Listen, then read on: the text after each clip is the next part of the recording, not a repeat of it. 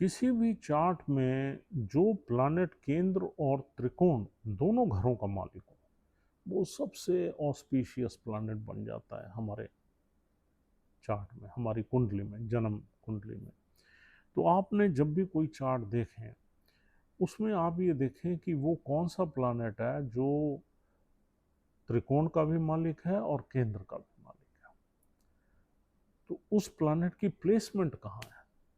अगर उस प्लैनेट की प्लेसमेंट आपके चार्ट में अच्छी है, लगन में है, दूसरे भाव में है, 11वें में है, चौथे में है, 5वें में है, या 7वें में है, 10वें में है, या आपका 11वें में है, या भाग्य में है, या 10वें में है, most of the houses except 3, 6, 8 and 12, चार घरों को छोड़ के उस केंद्र त्रिकोण के प्लैनेट की अगर प्लेसमेंट किसी भी और भाव में है और नीच का नहीं है, या बहुत मेलेफिक इम्पैक्ट में नहीं है, किसी मेलेफिक प्लैनेट्स के साथ नहीं है, तो आप ये मान लीजिए कि आपकी ज़िंदगी का कम से कम 30-40% चार्ट ठीक है।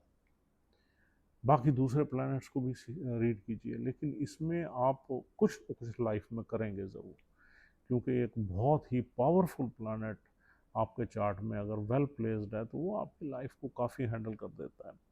और उस प्लैनेट की अगर दशा महादशा चल पड़े तो आपको पूरा सेटल कर दे।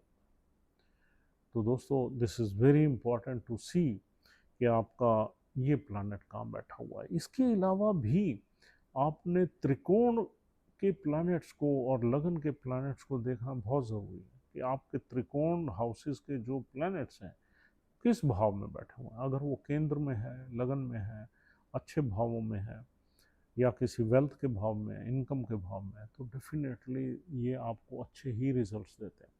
अगर नक्षत्र का लॉर्ड भी बिगड़ा हुआ हो तो इनका जो देने का जो तरीका है वो थोड़ा ऊबड़ खाबड़ हो जाता है।